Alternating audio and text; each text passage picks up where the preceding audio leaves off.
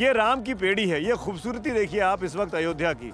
मेरे सहयोगी राजेश अपने कैमरे के जरिए सरयू के तट पर इस खूबसूरत अयोध्या नगरी को दिखा रहे हैं। अब यहाँ पर रामलला आएंगे, फिर से आएंगे। 22 जनवरी की तैयारियां हो चुकी हैं। रामलला की जो प्रतिमा है वो गर्भगृह तक पहुंच चुकी है। गर्भगृह की तस्वीरें आपने देखी, अभी प्रतिमा ढकी हुई है। हमने एक तस्वीर आज आपको और दिखाई, जिस कार्यशाला में रामलला को गढ़ा गया, बनाया गया, उस कार्यशाला की वो तस्वीर है। और रामलला की बहुत ही खूबसूरत सी प्रतिमा एक सामने आई है। वो लगातार एनडीटीवी पर आप देख पा रहे हैं। बिल्कुल मासूम से, प्यारे से, छोटे से, जैसा कि एक बच्चा होता है उस तरह की प्रतिमा बनाई गई है। बहुत ही जीवंत, चेहरे पे मुस्कुराहट वाली प्रतिमा है ये। हम इस पर भी बात करेंगे, खास मेहमान हमारे साथ हैं। मैं एक एक करके परिचय कराऊंगा आपसे। सबसे पहले मेरे साथ प्रोफेसर साहब हैं, मैं वहाँ चलूँगा, उस तरफ से चलिए। प्रोफेसर शैलेंद्र कुमार जी हैं, आप डिपार्टमेंट ऑफ माइक्रोबायोलॉजी में हैं और राम मनोहर लोहिया अवध यूनिवर्सिटी अयोध्या में आप प्रोफेसर है। स्वागत है आपका शैलेंद्र जी। हमारे साथ महंत राजूदास जी हैं, किसी परिचय के मोहताज नहीं है, टीवी चैनलों पर इन दिनों छाए हुए हैं। हनुमानगढ़ी के आप महंत हैं, स्वागत है आपका महंत साहब। हमारे साथ परम पूजनीय आचार्य शैलेश तिवारी जी हैं, बहुत बहुत स्वागत है आपका। हिंदू धर्माचार्य हैं, आप अक्सर हमारे साथ टीवी चैनल्स पर को देखते रहें। और एक खास चेहरा है मेरे साथ इस कार्यक्रम में, इनका परिचय भी कराऊंगा, और ये है राहुल पांडे जी। और राहुल पांडे जी बहुत ही मधुर गाते हैं, और जब गाने की बात हो रही है तो शंख की बात क्यों नहीं होगी। मैं शैलेश जी के पास आना चाहूँगा। शैलेश जी, अगर आपको ऐतराज़ ना हो आचार्य जी, मैं आपकी मदद कर देता हूँ और शंखनाद कर दिया जाए। मुझे ऐसा लगता है, हार्दिक इच्छा थी। हाँ, शैलेश जी कह रहे थे क्या शंखनाद होगा।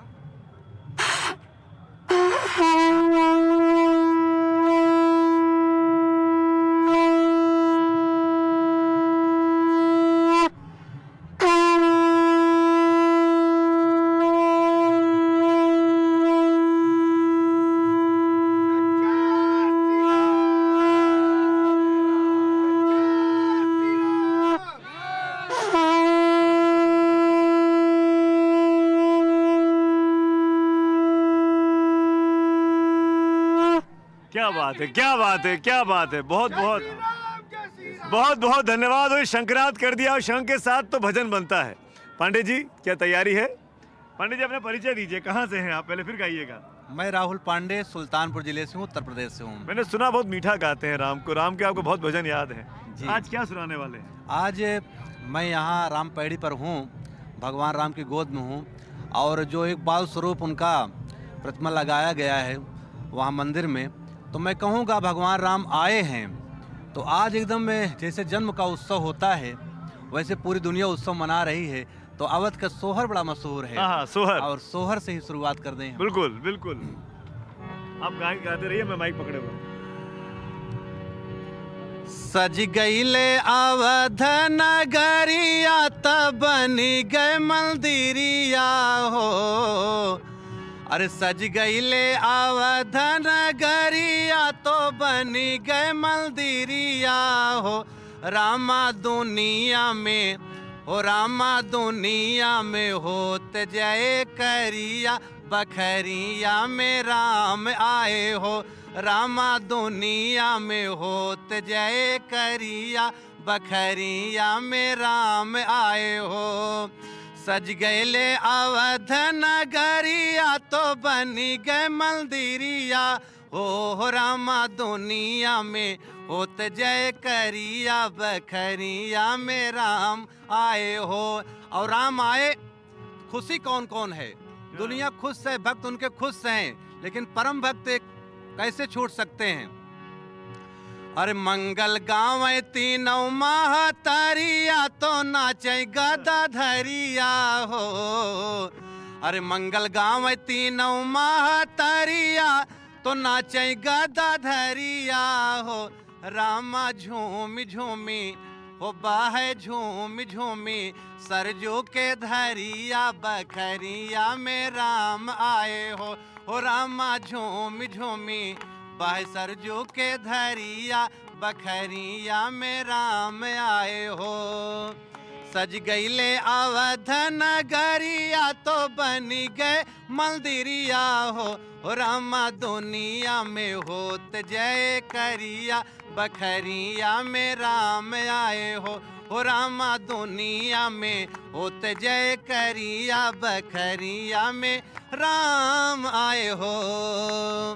क्या बात है, क्या बात। रामचंद्र की जय, सियापत रामचंद्र की जय, पवन सुत हनुमान की जय। अयोध्या में ऐसा ही माहौल है दोस्तों। एक आदमी भक्ति में सराबोर है, वो अपनी मस्ती में भक्त राम के भजन गा रहा है और पूरे माहौल को भक्तिमय कर देता है। सुबह से जब से हम यहाँ आए हैं, मुझे आए हुए करीब 5-6 घंटे हो चुके। जगह जगह पूरे सड़कों पर, चौराहों पर ऐसे बहुत से लोग, जैसे पांडे जी ने भी हमको इस तरह मधुर सोहर गा के सुनाया। मैं आऊँगा आपके पास, गला जरा ठीक रखिएगा अपना, ठंड बहुत है, संभाल के रखिए अपने आप को। मैं कुछ खास लोग हैं, बारी बारी से चलूँगा। शैलेश जी, आचार्य जी, मैं आपसे सवाल करना चाह रहा हूँ, और वो ये कि इस माहौल में आज आपको अयोध्या कितनी बदली हुई दिखाई दे रही है? देखिए, आज अयोध्या पूरे राममय हो गई है। अयोध्या नगरी ऐसा प्रतीत होता है कि हम त्रेता युग में पुनः आ गए हैं। जब त्रेता युग में प्रभु श्री राम लंकापुरी को दहन करके, रावण को मार करके, और जब वापस अयोध्या नगरी आए थे तो दिवाली मनाई गई थी, दीपोत्सव मनाया गया था। ठीक उसी प्रकार का नज़ारा हमें देखने को मिल रहा है। ऐसा लग रहा है कि प्रभु श्री राम विजय प्राप्त कर लिए हैं। प्रभु श्री राम त्रेता में भी संघर्ष किए, और प्रभु श्री राम इस कलयुग में भी 500 वर्षों तक संघर्ष किए अपने मंदिर में, अपने राजमहल में जाने के लिए। और अंततः यह समय आ ही गया, सुखद घड़ी। 22 जनवरी 2024 को प्रभु श्री राम अपने स्थान पर विराजेंगे, अपने गर्भगृह में। अब तो विराजमान हो चुके हैं, अब उनका प्राण प्रतिष्ठा होगा और पूरी दुनिया में जय श्री राम नारे का जय घोष होगा। और निश्चित तौर पर यह सनातन धर्म का स्वर्णिम काल माना जा सकता है। अभी ऐसा प्रतीत होता है कि यह सतयुग, त्रेता और कलयुग नहीं लगता है, दोनों का मिक्स युग है, जो राममय युग है। मैं तो देश के यशस्वी प्रधानमंत्री नरेंद्र मोदी को धन्यवाद करता हूं, और उनसे एक आग्रह भी करता हूं कि आप 22 जनवरी 2024 का जो कार्यक्रम हो रहा है, 22 जनवरी को राष्ट्रीय राम दिवस घोषित करें, तो यह हमारे देश के लिए संपूर्ण गौरव की बात होगी। राष्ट्रीय राम दिवस, अंतर्राष्ट्रीय राम दिवस, अंतर्राष्ट्रीय होना चाहिए। राम तो सबके हैं, हिंदुस्तान के लोग तो बाहर भी हैं। महंत राजूदास जी, आपने बहुत संघर्ष किया, आपके बारे में हमने बहुत सी कहानियां दिखाई, आपको बहुत चर्चाओं में सुना। आज जब मैं प्रतिमा को लेकर पूछ रहा हूँ, पहुँच गई है गर्भगृह में, बहुत ही सुंदर खूबसूरत, मेरा अपना ओपिनियन है। आपको उस प्रतिमा को जब देखा तो क्या आपके मन में क्या भाव आए? रात में जैसे ही हम लोगों ने तो साथ में जब शुरुआत हो रहा था तभी थे, लेकिन जब बाहर जब फोटो वायरल हुई रात में, लमसम 1 बज रहा था जी, किसी मीडिया से फोन आया कि आपको लाइव लेना है। हमने 10:30-11 बजे दिखाया था। जी जी जी, तो हमने कहा भाई ये कैसे? तो एक उत्साह की भय प्रकट कृपाला दीन दयाला कौशल्या हितकारी हर्षित महतारी मुनमनहारी अद्भुत रूप विचारी लोचन अभिरामा तन घनश्यामा निधि भुचारी भूषण मनमाला नयन विशाला शोभा सिंधुकरारी। जिस प्रकार से इतने दिन, वो पल, वो क्षण हमने वो भी दिन देखा है महोदय, जब एक पक्षकार हुआ करते थे बाबा धर्मदास जी महाराज। मैंने निवेदन किया एक जज महोदय से, क्योंकि 15 दिन में 2 जज आते थे, एक मुस्लिम और हिंदू।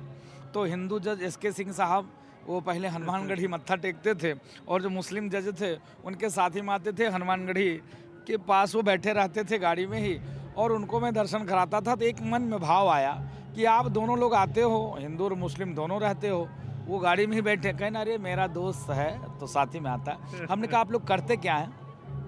उनके शब्द थे SK सिंह साहब का। उन्होंने कहा मैं तो वहाँ पहुँचता हूँ सीधे ऐसे, वहाँ से धूल लेता हूँ, मस्तक में लगाता हूँ, और एक बार मुआयना कर लेता हूँ, फिर भजन में बैठ जाता हूँ। बाकी बाल का खाल निकालने का काम मेरा दोस्त का है। ये जो है ये शुरू हो जाता है, ये कॉपी में ये लिखा है, यहाँ ऐसा है। तो हमने कहा ऐसे एक मन में भाव जगा। मैंने कहा मैं भी चलूँगा, मैं ये आप बीती बात बता रहा हूँ। मैंने कहा मैं भी चलूँगा। उन्होंने कहा आप नहीं जा सकते, किसी न किसी पक्षकार के ही प्रतिनिधि जा सकता है। तो मैं पूज्य धर्मदास जी महाराज से निवेदन किया, उस दिन उनके पक्षकार ने तो फिर मजिस्ट्रेट से ऑर्डर लिया, और मैं गया। जाने के बाद जो स्थिति परिस्थिति देखी, बहुत दुख हुआ।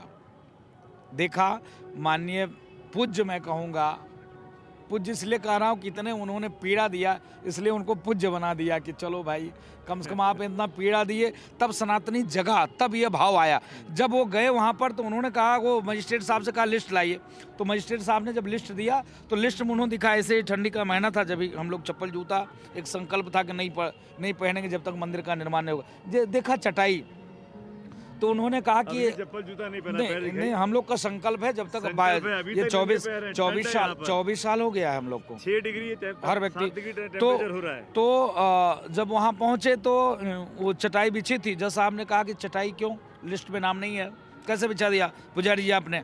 बोला कि भाई क्योंकि वहाँ पर कच्ची ज़मीन थी, जहाँ पे रामलला टेंट में विराजमान थे वहाँ पर कच्ची ज़मीन है, फर्श नहीं था। आगे तखत पर भगवान को रखा गया था, तखत पे भगवान रखा गया था और ऊपर टेंट लगे थे और टेंट भी फटा था।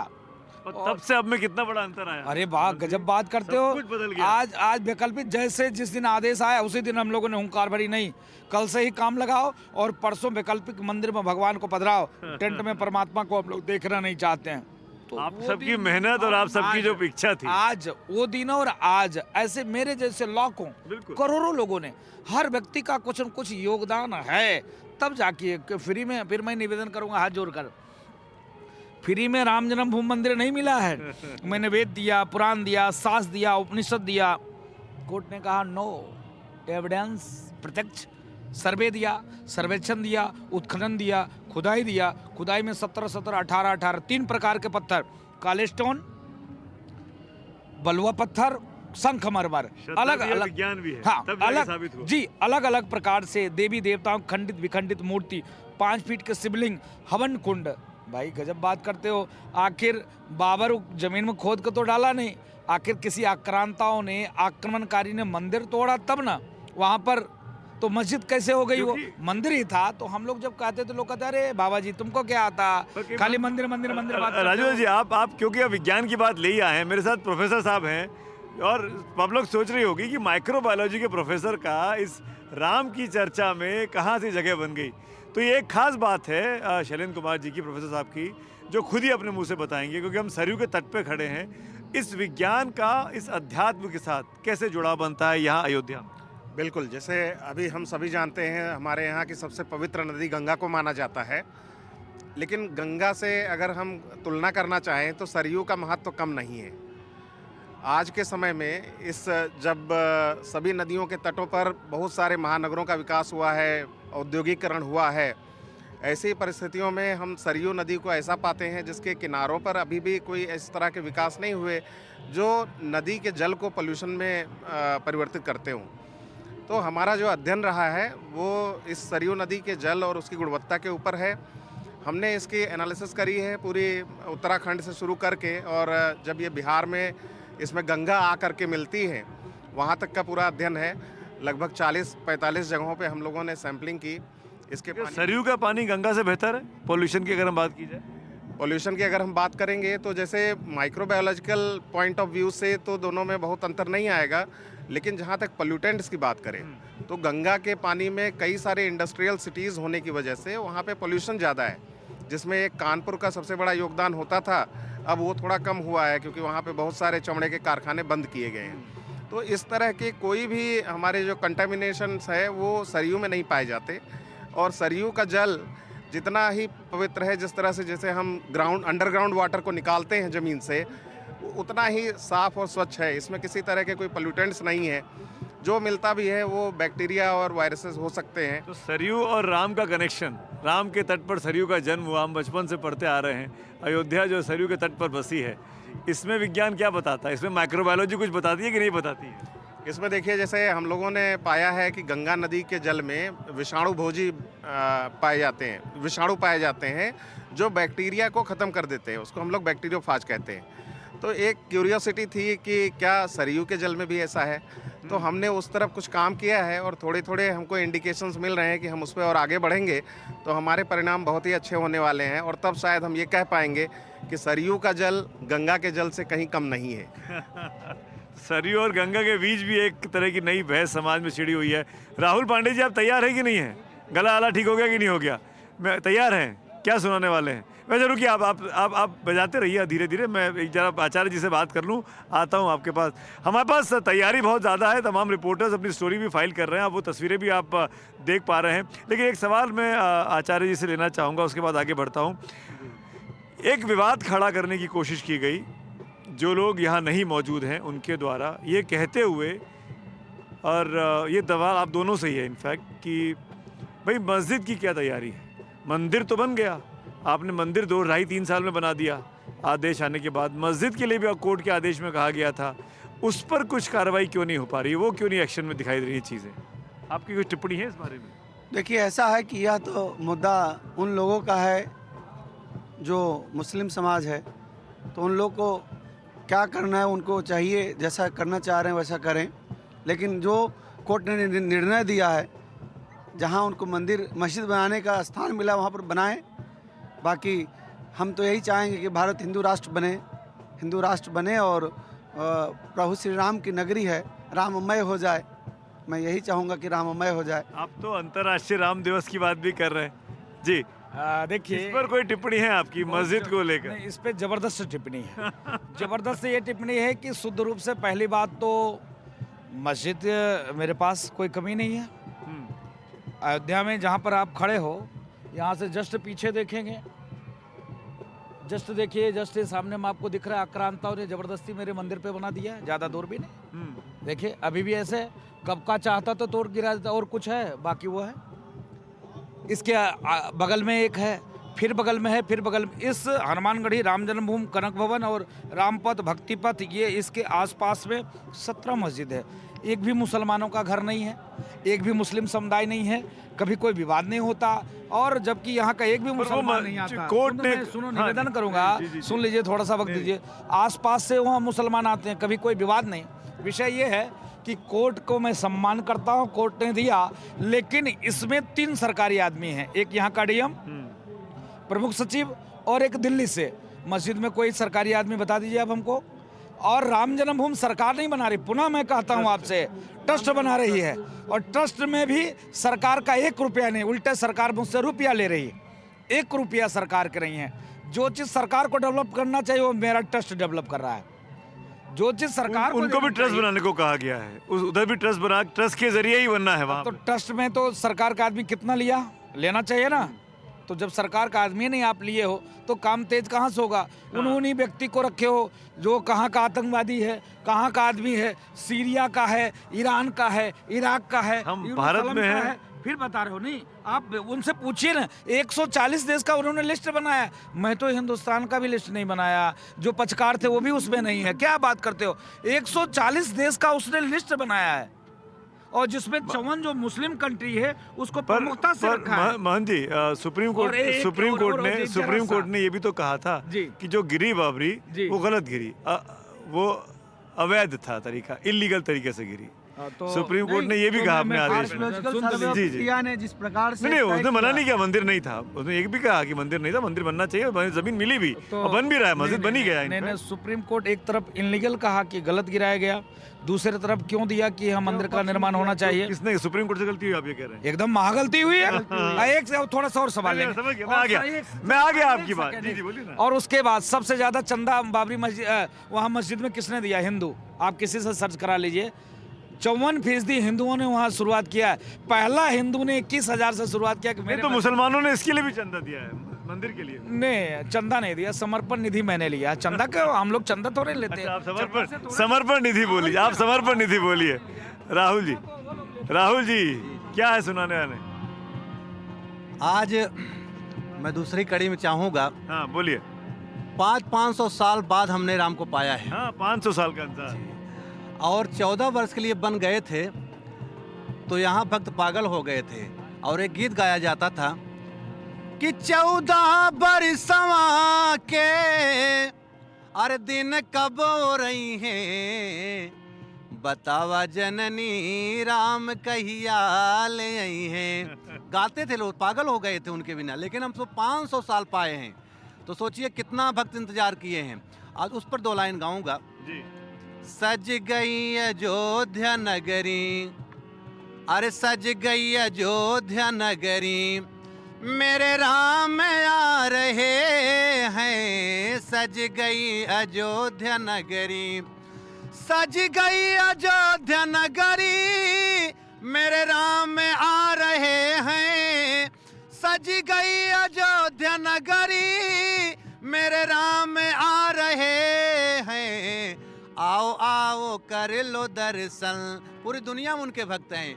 आओ आओ कर लो दर्शन, सबको बुला रहे हैं, आओ आओ कर लो दर्शन, सबको बुला रहे हैं। लेकिन राम को पाने में कितना समय लगा, कितना त्याग करना पड़ा, कितनी हुई लड़ाई, कितने हुए बलिदानी, कितनी हुई लड़ाई, कितने हुए बलिदानी, कितने हुए बलिदानी, तब जा कर के हमने, अरे तब जा कर के हमने आज इनको पा रहे हैं, सज गई अयोध्या नगरी, मेरे राम आ रहे हैं, सज गई अयोध्या नगरी।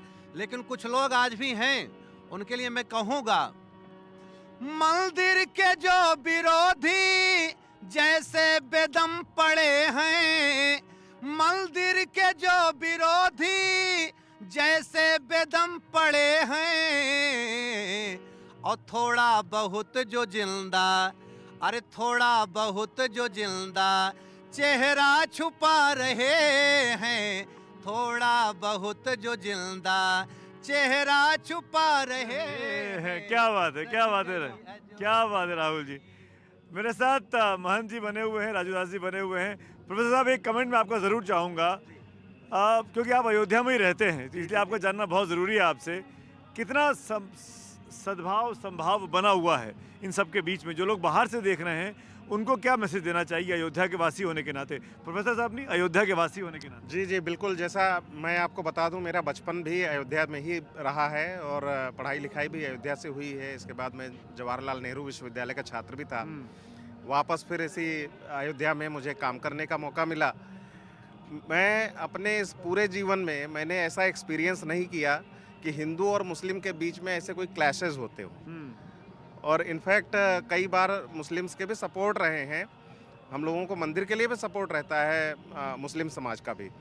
हमारे जगह यहाँ भी बहुत से लोग मदद करने की कोशिश कर रहे हैं, कहीं कोई खाना खिलाया जा रहा है, ऐसे बहुत से लोगों से हम मिले हैं यहाँ पर। जी जी बिल्कुल, वो हमारा भी एक्सपीरियंस यही है कि हमने कभी इस तरह की कोई आपस में बैर वाला देखा नहीं, एक्सपीरियंस ही नहीं है हमारा कि हमारे आपस में कोई, आपस के यहाँ के लोगों के बीच में कभी कोई टेंशन हुई हो। जिस समय पूरे देश में तनाव फैला हुआ था, उस समय भी अयोध्या के हिंदू और मुस्लिम के बीच में कोई भी दुश्मनी नहीं थी। जी, आप कुछ बोलना चाह रहे हैं? तथाकथित एक्सीडेंटल हिंदू को छोड़कर बाकी एक भी मुसलमान विरोध नहीं कर रहा है। आप समझ सकते हैं, अयोध्या का हर मुसलमान, आप समझो, जो पक्षकार थे इकबाल अंसारी साहब, वो साथ में है, वो साथ में है। इसके अलावा यहाँ का हर मुसलमान, एक भी नहीं, थोड़ा सा देश के एक आध दो, जैसे बौद्धिक आतंकवाद को बढ़ावा देने वाला ओवैसी, जैसे शुद्ध रूप से नौजवानों को तो अयोध्या की बात कर रहे हैं आप, कहाँ राजनीति में जा रहे हैं?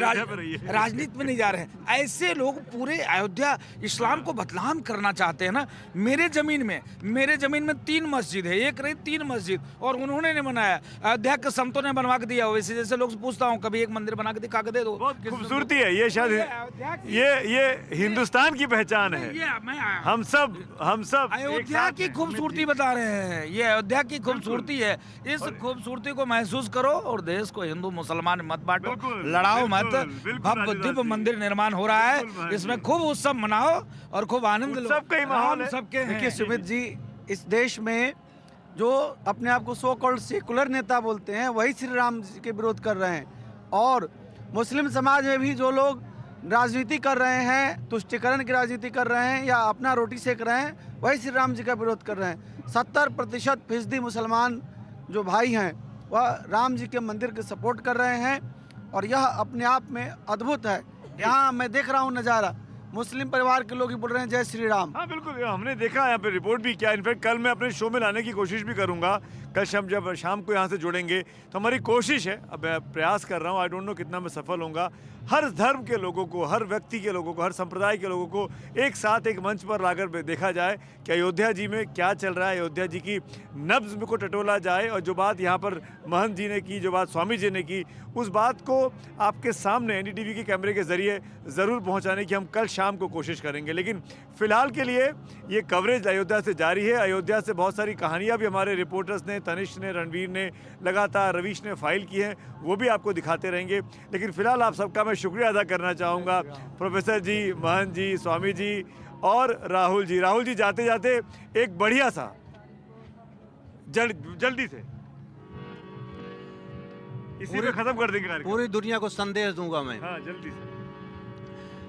22 जनवरी के दिन घरवा सजाए रहिहा, अरे दीपक जलाए रहिहा, दिवाली मनाए रहिहा हो, कि राम आई है घर अगनवा, मोर भवनवा असन वा लगाए रहिहा हो राम आई है मोर भवन वायंगना वायसन वा लगाए रहिहा हो।